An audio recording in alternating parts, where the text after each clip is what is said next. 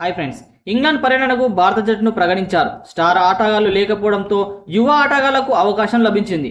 కానీ కొంతమంది స్టార్ ఆటగాళ్లను కూడా ఇప్పటికీ జట్టులో చేర్చుకోలేదు. అయితే శ్రేయస్ అయ్యర్, దేవదత్ పడక్కల్ అలానే మహమ్మద్ షమీలకు జట్టులో అవకాశం ఇవ్వలేదు. ఈ ఆటగాళ్లు జట్టులో లేకపోవడానికి గల కారణాన్ని భారత జట్టు chief selector Ajit Agarkar media సమావేశంలో వివరించాడు. ఇంగ్లాండ్తో టెస్ట్ సిరీస్ కోసం కెప్టెన్గా శుభం గిల్ను ఎంపిక చేయగా అలానే వైస్ కెప్టెన్గా రిషబ్ పంత్ను ఎంపిక చేశారు. ఇక అనుభవజ్ఞుడైన ఫాస్ట్ బౌలర్ మహమ్మద్ షమీ చాలా కాలంగా టెస్టు జట్టులో లేడు. 2023లో జరిగిన ప్రపంచ టెస్ట్ ఛాంపియన్షిప్ ఫైనల్లో మహమ్మద్ షమీ తన చివరి టెస్ట్ మ్యాచ్ ఆడాడు.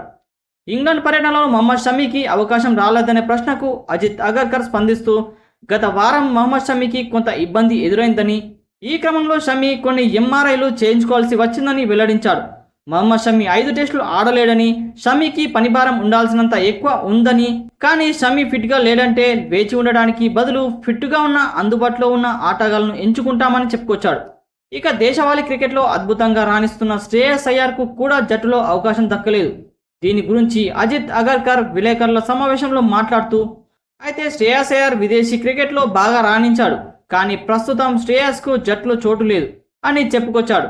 అదే సమయంలో ఐపీఎల్లో గాయపడిన దేవదత్ పడిక్కల్కు కూడా ఈ పర్యటనలో అవకాశం రాలేదు.